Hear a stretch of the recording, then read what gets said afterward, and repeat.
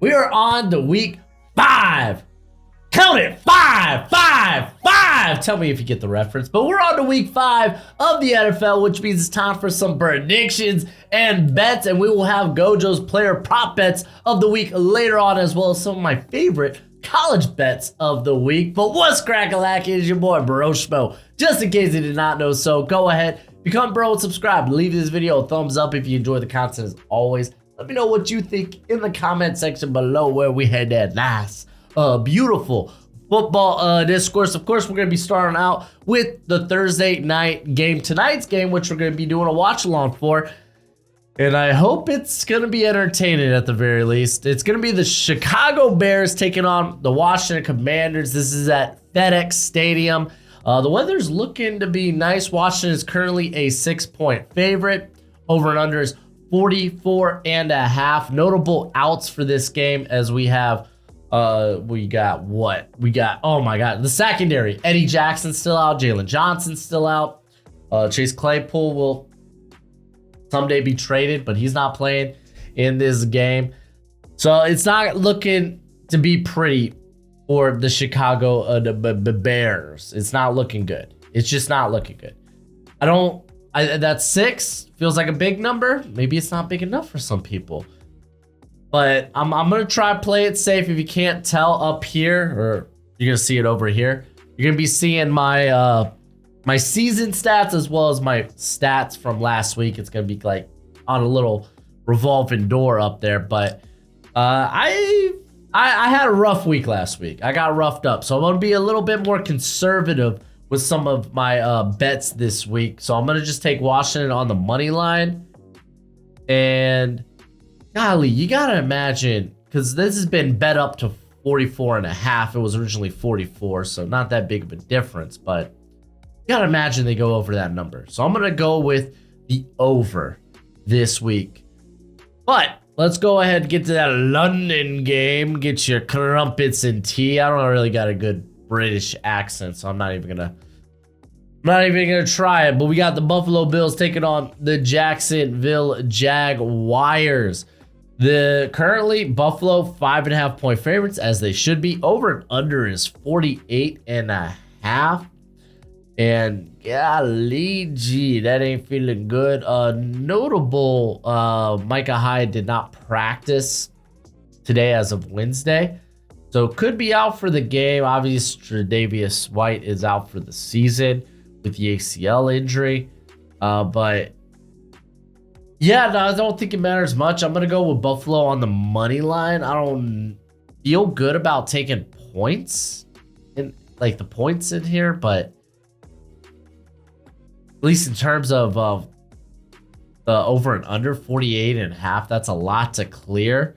For a Buffalo defense that's played pretty darn well. They held the Dolphins to 20 points last week, which mighty task, while they put up 48. So do they clear that 48 number by themselves? I don't know. I think the Jags got a pretty solid defense, especially when Josh Allen is on. And Jaguars Josh Allen, by the way, when he is on, he's got actually a notable track record of giving Buffalo Josh Allen quite some hell. But I'm going to stay away from the over and under in this one. We got the Texans taking on the Atlanta Falcons. Falcons are 1.5 point favorites. Give me the Texans at minus 1.5. That feels easy to me. It was at 2 originally. But yeah, give me the Texans there. I'm feeling good. Unfortunately, fun fact, the Texans offensive line, oh yeah, they're still hurt. They just lost Kendrick Green, who started at guard for him last week, for the remainder of the season. So yeah, no, they stay hurt. They stay hurt. I want to look. Looks like Titus Howard was a full participant, so probably he is back at right tackle this week. Laramie Tunsil was limited. So was Josh Jones. I imagine one of those guys will be good to go, though, at left tackle. So I am feeling good about that. You got to imagine they hit the over here. Atlanta's offense has been pretty bad the last couple of weeks, and they're going to want a big game at least a good bounce back. They want to at least score double digits. I think the last 2 weeks they've scored 6 and 7. So I think they clear the over at 41.5. It's not asking much. It's a pretty low one, but if anything, the Texans, I think they'll be close to the 28, 30 range. So if I'm expecting Falcons to score double digits, let's say they score 14 to 13. That makes it tight. Say 13-27, 13-28. That makes it right there at that 41. See, that's the big question. Do the Falcons score enough? And the Texans, if you're unaware, their defense is actually a little hurt as well. But yeah, I feel good about the over. I feel good enough. Let's move on to the Carolina Panthers taking on the Detroit Lions. Detroit's a 10-point favorite. Keep me the hell away from that and give me Detroit on the money line. This is in Motor City, baby, Ford Field. Over and under is 44, which I find very interesting. I mean, I think the Lions will get close to 30. And the Panthers' offense score is kind of the question here. I mean, are we going to see a coming of age game from Bryce Young? I don't know, but I'm just going to stay away from that over and under. Any notable injuries in that game? I mean, we got a few guys limited in practice. Doesn't look like Austin Corbett's going to make his return quite yet for the Panthers. Xavier Woods remains out, and a lot of guys not participating in practice for the Lions. Brian Branch, Amon-Ra St. Brown. I don't even think they necessarily need him for this game if they want to just rest him. So, yeah. Tennessee Titans take on the Indianapolis Colts. Titans are 2-point favorites. This is a toss-up for me. Truly is. Over and unders at 43. It's in Lucas Oil Stadium, so in Indianapolis. If you didn't know, the Titans have been kind of crap on the road. Like Ryan Tannehill's been really bad on the road. So I put this as a toss-up, but I think I will take the Colts +2. Indy +2. Again, just because the Titans have been really bad on the road. You see that? 0-2 on the road. Like, very bad. Very, very bad. They got annihilated by, the Browns? Like, 27-3. They had that close one against the Saints, but the Saints ain't nothing special. Hate to say it. So, and they only put up 15 in that game, and Tannehill had, 3 picks. So, yeah, no, Titans on the road seem like, a sure loss here. But to be fair, the Colts haven't been good at home, or at least they haven't won at home yet this season. I mean, they had that close one last week against the Rams that went to OT. And they stayed around in the Jacksonville game, but that was the season opener, and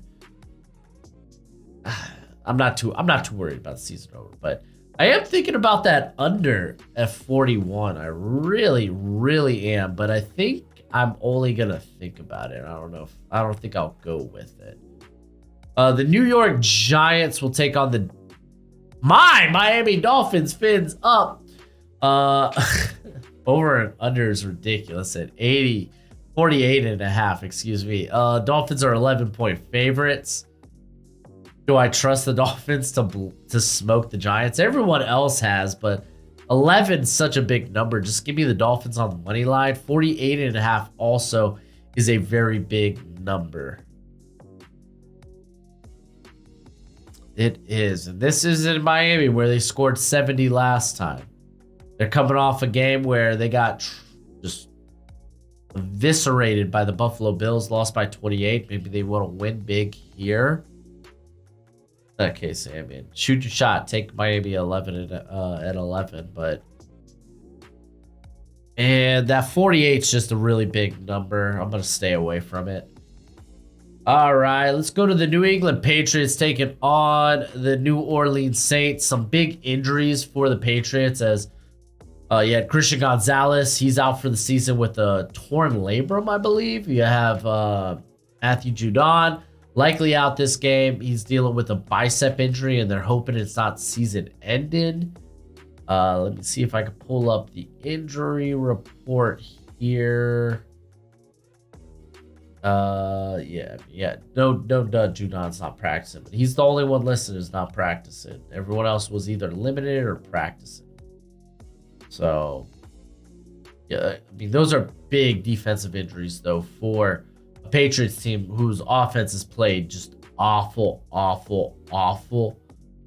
It looks like nothing to really worry about for the Saints. I mean, you look at Ryan Ramczyk not participating in practice, but I think he'll be good to go. I mean, Pete, he's coming off, I think, the concussion this past week. He's the worst part of their offensive line, so I don't even really care that much if he plays or not. So this is for the Saints. This has to be a get-right game. This really does. New England's currently the favorite, too, at -1. I mean, this game just gives me such because Mac Jones has sucked. Derek Carr has sucked. It's just one big suck fest, and it's here at Foxborough. Oh, man. And to be fair, Mac Jones hasn't played bad at Foxborough. He's played bad the past couple of weeks, but that's been on the road. I don't think he played that bad in the Dolphins game in Foxborough.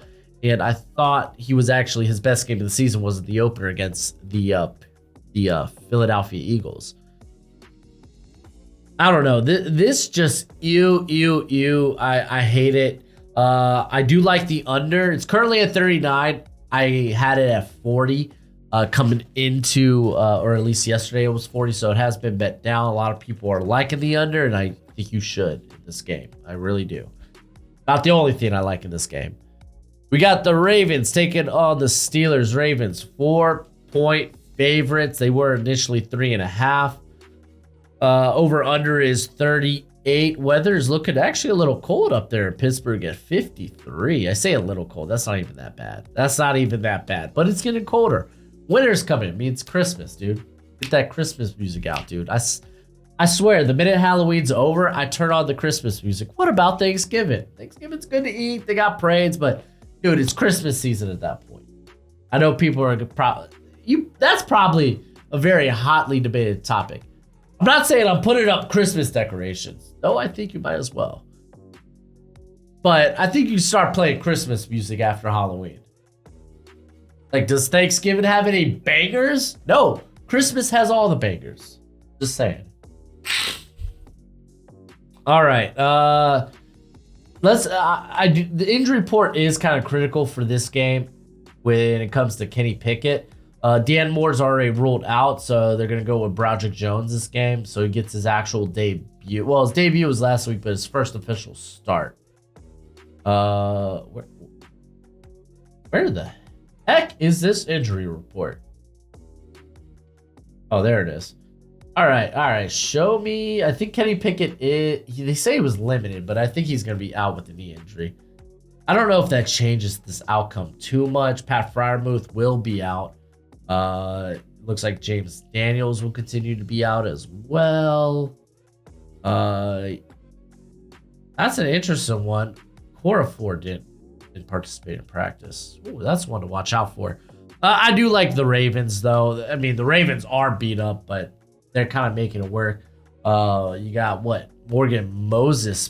They're hoping he might not be done for the season, but the Ravens are just a better team at this point. Unless the defense steps up big for the Steelers, which it totally can. I just don't see the offense doing much of anything, even right now with Kenny Pickett at center. So I do like Baltimore at 4 and over and under. I mean, if the Ravens score 24, the Steelers need to score 14 or more. And I don't think they could do that. Like, I'm kind of liking the under in this game, but I think I'm going to stay away from it. Right, moving on to the Eagles versus the Rams. This is actually a very interesting matchup. Philly's currently a 4.5-point favorite. The over-under is at 50.5 because the Eagles, their pass defense ain't stopping anybody. But to be fair, Eagles have gotten up in games, and it's forced teams to throw the football. Like Kirk Cousins had the big game because run game was stopped, and all they could do was pass the football. And he had a good day throwing against the Eagles. You had Sam Howell last week. Baker was just basically gunning it, but they were never really in that game. I think Philly on the money line just feels a bit better right now. It really, really does. The over and under is just so high. I don't know if I even trust it. Because, like, this is the thing. The Eagles' defensive line is stunning. Jalen Carter is already like a top 5, maybe even top 3 interior player. Like, he has been that dominant. If you're not aware, he has been truly, truly dominant. I think he's first in pressures, pass rush win rate among offensive or defensive interior prospects. Like, fun fact, Jalen Carter was the best player in the class last season. Jeez Louise. Because like the Rams offensive line, PP, poo-poo, I don't even care if people are hurt. Even the guys that start there are pretty bad right now. But they've done a good enough job of like scheming that stuff. They're not going to be able to get Kyron Williams. I really don't believe they're going to get Kyron Williams going on the ground. They're going to have to do it via the pass. But I do have a lot of faith in this passing offense. It's really just me debating this 50 number. It just seems too high. I'm probably staying away from it. But Eagles on the money line. All right, we're going to go with the Cincinnati Bengals taking the Arizona Cardinals. The Bengals are 3-point favorites. Like, I could get fun here and take the Cardinals +3. But like if you're the Bengals, this is a must-win game. You go 1-4, your season's over. You might as well be like, Joe Burrow, get healthy. Just go get healthy. I'm not positive if T. Higgins is good to go because of the rib injury. Not that he's done much this season thus far. He did not participate. It's been kind of an off year for him thus far. But man, those Cardinals, man, they stick around. But this is like a must-win for the Bengals. Give me them. Give me them to win this game on the money line. Like the Cardinals' pass defense hasn't been that good.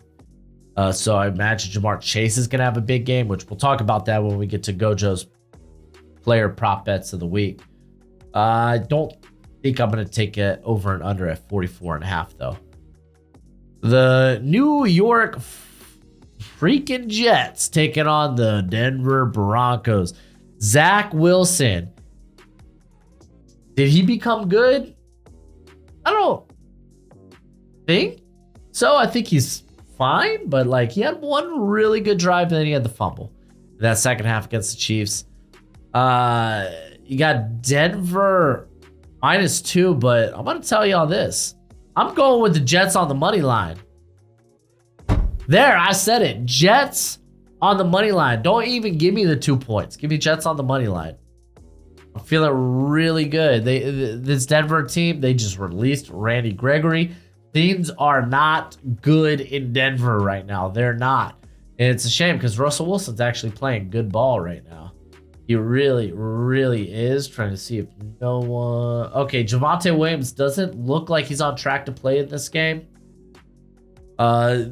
This is going to be an extremely tough defense for Russ. I think the Jets can do enough because on offense because this defense sucks for the Broncos. Breece Hall has been given the okay. He is no longer on a pitch count. Hello. Thank you, Father. Thank you, Faja. So, yeah, give me the Jets on the money line. 43.5 over and under is interesting. I think I'm going to go with the under there. I don't think, like, yeah, teams are putting up points on the Broncos. I don't think the Jets are putting up that many points on the Broncos. We could I think we could see like a 23-20 game, a similar game to what we saw with the Patriots, which still puts them right under that 43.5. Kansas City Chiefs take on the Minnesota Vikings. Kansas City is a 4-point favorite. Looks like a lot of points are expected to be scored in this game as they're at 52.5. I'm going to stay away from that number. I'm going to just take Kansas City on the money line and call it a day. That's all I really want in this game. I think the Chiefs are going to want to get right.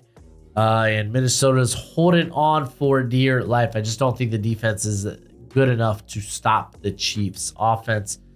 The Chiefs low-key have a pretty solid defense there.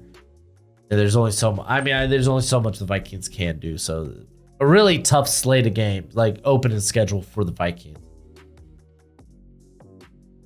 Dallas Cowboys might be game of the week, by the way. And we get to do it. We're going to do a Sunday watch along. Might be game of the week. We got the Dallas Cowboys taking on the San Francisco 49ers. San Fran, they are 4-point favorites. The over and under is at 45. Listen. So, the 49ers have won by one or more scores in all their games, but the Rams. And the Rams, what they had to do to cover was kick a field goal that meant nothing as time expired to make it a 7-point ball game. That was the only way they covered. So I'm going to take the Niners -4. I think they do win this. This is in Santa Carla. So like Dallas, if you look at their wins this year, Giants, Jets, Patriots, all those teams are kind of combusted. Their one loss this year, it was against the Cardinals. See, I mean, someone tried you could only play your schedule. It's like, yeah, well, they haven't played anyone impressive yet. So they get this 49ers team. Well, who have the Niners faced that are impressive? Because what? They've only had the Giants. They had the Cardinals, but hey, they beat the Cardinals. Can't say that for the Cowboys. What is it? Hey, beat the Giants, the Cardinals. My gosh, who did they open the year with? Steelers? Who else? So Steelers, Giants, Cardinals. Think of. Oh, Rams. That's where I said it. Okay, so Rams might be the best team that any of these teams have played yet. So I don't know. This is going to be a true measuring stick. Like, where are we at in terms of the NFC hierarchy? So very important game for the Cowboys. But this offense for the Cowboys, I don't think really has. They've basically played with the lead in almost all their games outside of that Cardinals game, which you saw the offense then just kind of sputter. Like, outside of that, the offense haven't been asked to do much because the defense has stepped up so big. But the 49ers are so good at not making mistakes. It's a tough game for the Cowboys. I'm going with the Niners. Give me them on -4. That's going to be a tough number, I think, to clear. With this team with the Niners, who have cleared almost in every game outside of a field goal that meant nothing against that the Rams did. But I do kind of like that over at 45. Like, I could see a 35-20, 35-24 type ball game here. So I do like the over at 45. Oh, buddy. And then Monday night. Oh, man. This at least could be maybe an interesting game here. If y'all want to see the teams on the bye, there you are. But we got the Packers taking on the Raiders. Packers are been down to -1. They were initially -2. And I'm going to take the I'm going to take the Packers -1. I like that all the more. So, hooray. Yeah, man. The Raiders, don't know if Jimmy G will be good to go. I mean, it's an extended week for him with a concussion. But even if he is, man, he wasn't that impressive. Like, the Packers, low-key, outside of, they have a good defense, if not for Joe Barry. Like, the parts are there. They can win.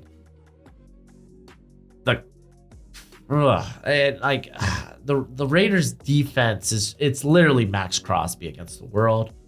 I do kind of like the over at 45 or 44.5.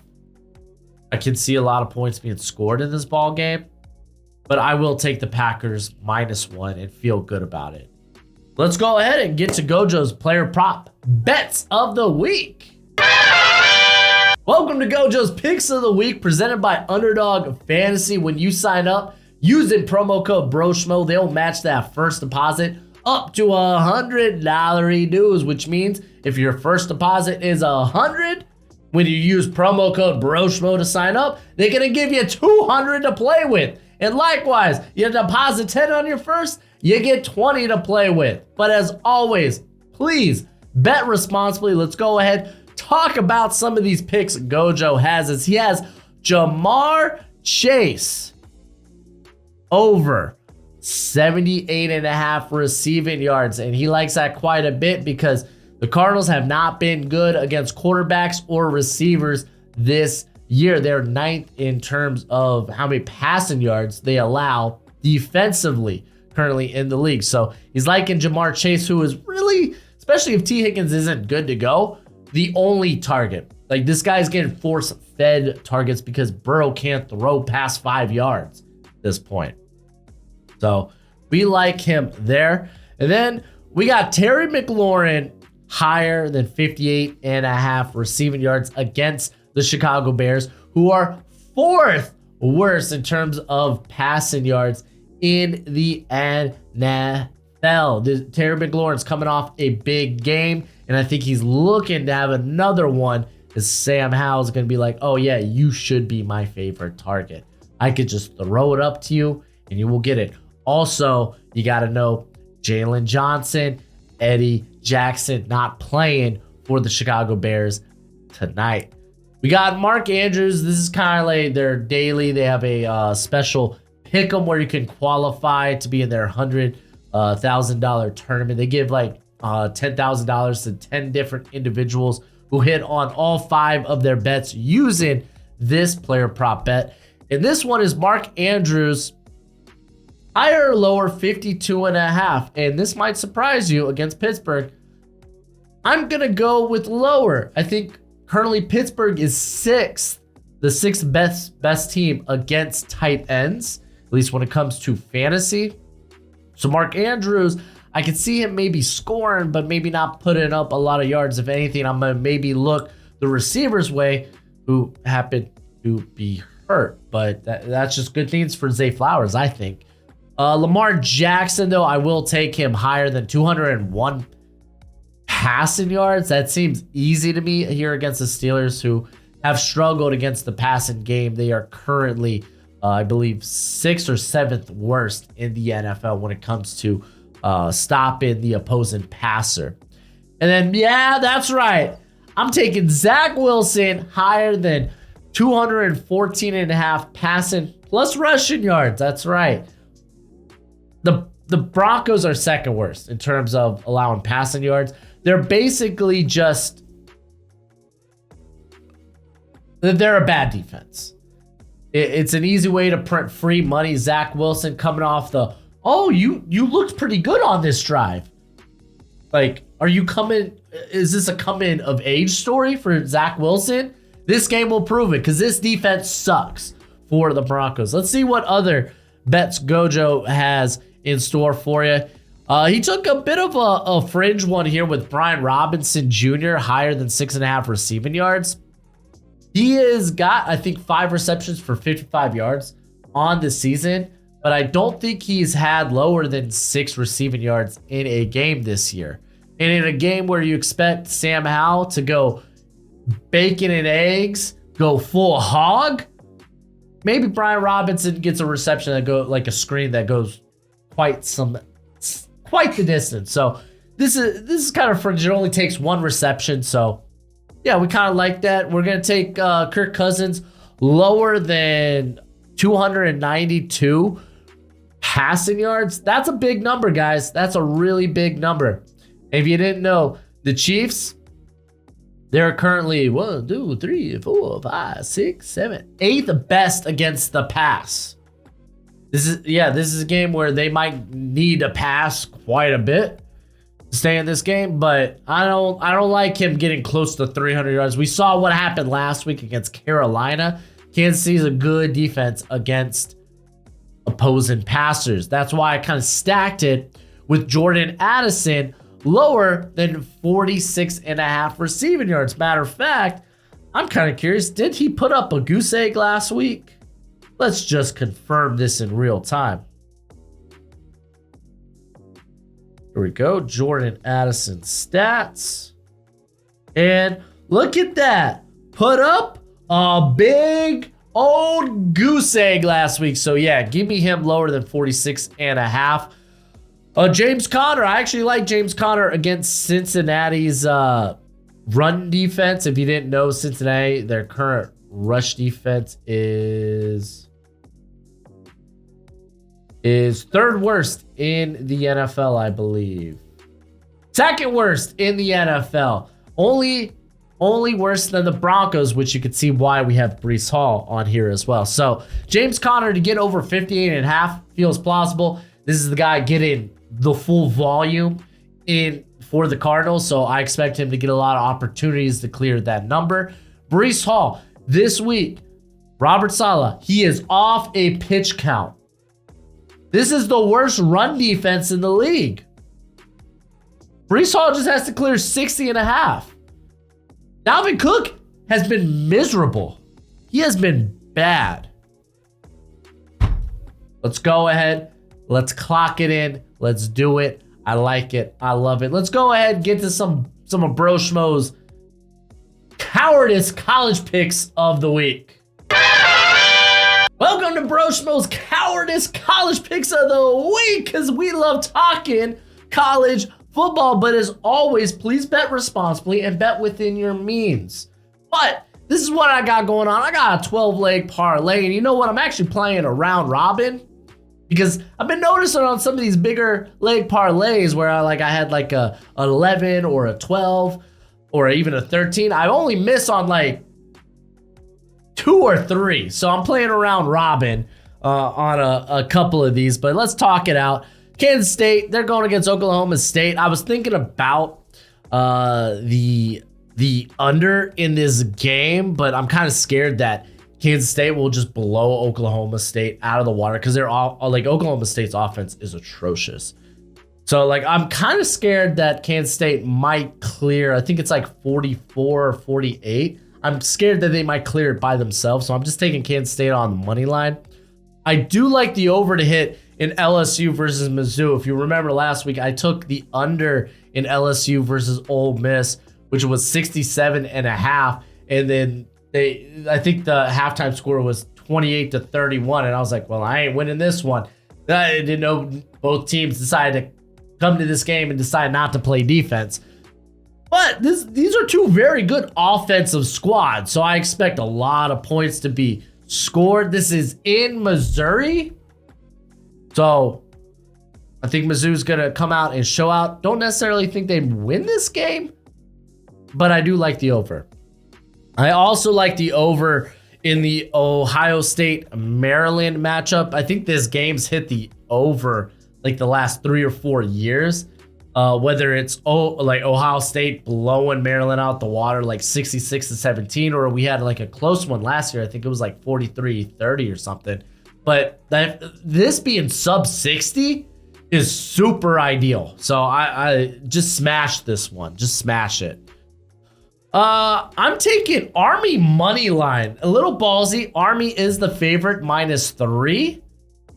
But like, all in all, I just think they're a better squad than Boston College. This is why I was like, I'm gonna do a round robin with this one. I could see myself missing this one.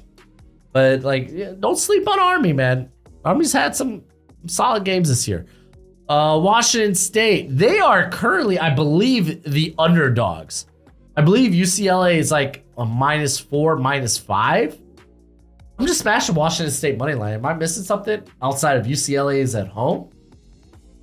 I know this is Washington's first big test on the road that they won against Oregon State, against Wisconsin at home, but I think they'll travel well. They're just going a little south.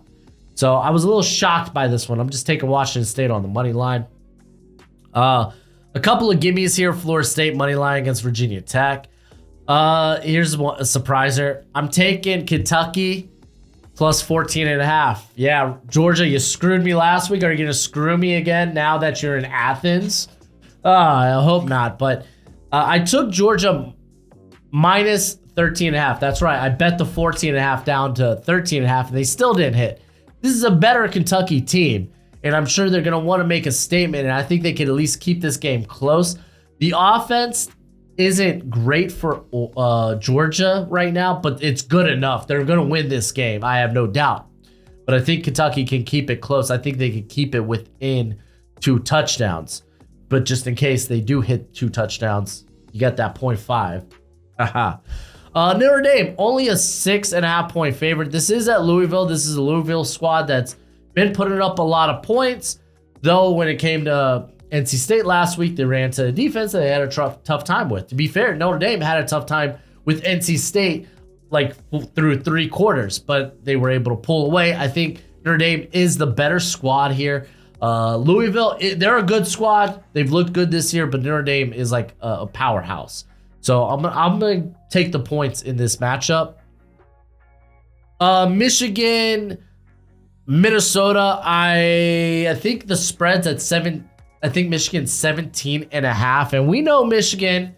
Last week they became a great team because good teams win, great teams cover, and they covered last week. I'm a little more hesitant because this Minnesota squad's a little bit better, so I think I bet it down. I think it's initially 17.5. I bet it down to 16.5, just in case they don't clear that 17 threshold. Miami, I made an alternate spread on this game. I am so sure that they're going to go into this game and just mollywop Georgia Tech. But I'm not confident enough. Remember, Georgia Tech's coming off a really bad loss at home. I believe this one's at Georgia Tech, though, right? Hold on. Miami versus Georgia Tech. Oh, no, this one's at Miami. Wow. Okay. I thought it was at Bobby Dodd. But no, it's at Miami. Well, Georgia Tech's coming off a really bad loss at home where they got smacked by Bowling Green. This is Miami's ACC opener. I expect them to smack Georgia Tech. But they've let me down before. Oregon State, I took them on the money line against California. I took USC on the money line against Arizona. A couple of gimmies right there. Let's check out my round robin play. Anything I got? Mississippi on the money line against Arkansas. So that might be the one that's a little. But let me know what you think in the comment section below. That's it for the video. Go ahead, do that YouTube thing. But as always, until next time, you be easy, my friends. Later.